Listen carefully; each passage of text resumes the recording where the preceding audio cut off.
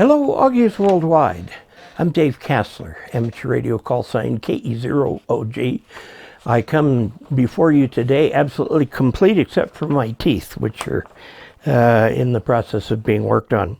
Anyway, today's question comes from Alan Klein. Alan is, he's KB1DJ.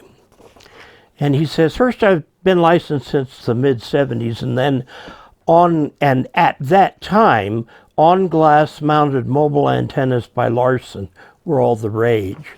I wanted to install one on my 2019 Jeep, however, it has tinted windows. The Jeep has tinted windows. How do I find out if the tinting has any metal in it?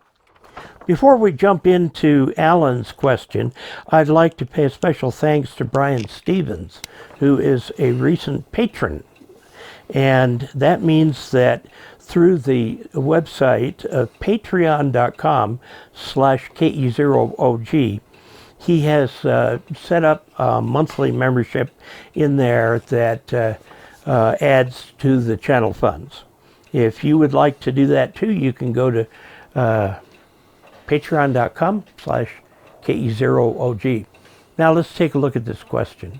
A lot of tinting does have metal in it.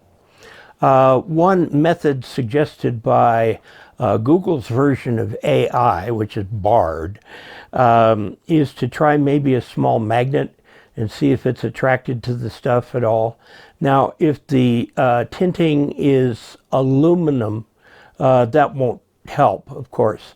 The other way you can check is get inside the Jeep, try to contact a repeater on the handheld. If that doesn't work, get out, and if it works fine outside the Jeep, you know you've got metal in the tinting. Okay, so that could create a problem for you. Now he says, next I'm wanting to add 2 different mobile antennas on my older Jeep Wrangler. All brackets are advertised for CB antenna bases. Yes, they are. Why aren't the holes in the brackets standard to take an SO239? Because they are standard to take a CB antenna, which I believe is a 3/8 inch bolt. And he sent me a couple pictures. It's just little brackets attached to his Jeep. One of the problems with putting in an SO239 is I think it takes a 5/8 hole. And most drill sets, even the big ones, only go up to a 1/2 inch. So you're going to have to ream the hole out to get an SO239 in there. Now, I'd like to show you what that looks like. Okay, this is an SO239. Now, this thing, you can see, screws down with little number 4 bolts, okay? And you attach to the bottom of it with your transmitter lead, which is soldered there, and the other one is bolted to the ground, the vehicle ground. And you look at that and you go, how much horizontal lever arm is that going to take? And the answer is not terribly much. Now, I do have one antenna that was sent to me by Bridgecom Systems.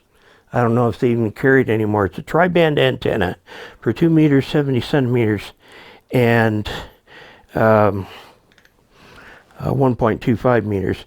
And it does have the PL259 head, and it wants to screw into a base that's got the SO239 on it. Now, this looks to be very solidly built out here in this area right here, but that isn't. That is not designed to take a bending moment, okay? This is designed to plug a cable into it, whereas this is designed to hold the antenna up. And just by trying to hold the thing sideways, I'm putting several pounds of force on that thing to hold that up. So if you put this here and you drive 70 miles an hour, that's the same as this trying to survive a hurricane. Okay?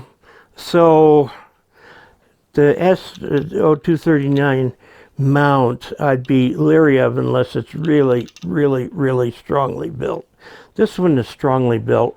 I've been looking for a mount, a mag mount, with the SO 239 and haven't found one yet. So when I do, I'll give that antenna a try. Now, one of the problems with my Jeep is the same as yours, and that is it has a plastic roof. So trying to mount an antenna on it, I put my mag mount out on the hood. So it'll work from there. And I'm going to do a video here soon of my installing a permanent 2-meter radio in the Jeep. So the one thing I would point out in putting a 2-meter antenna on that spot is that it's being blocked pretty much by a fair amount of metal before you get up to the plastic in the door, and there's some steel in the door frame and stuff like that that could tend to make it difficult to find a good SWR match for that particular antenna. But the only other option, if you want to mount it up higher, is to provide some sort of a ground radio for it, and that could be very difficult. So I haven't solved that problem on mine except put the mag mount antenna out on the hood. It doesn't disrupt the view at all because it's so thin, but it does work. So there you have it. A couple different ways of looking and attaching antennas, and whether the window mount Larson would work. That's an old antenna.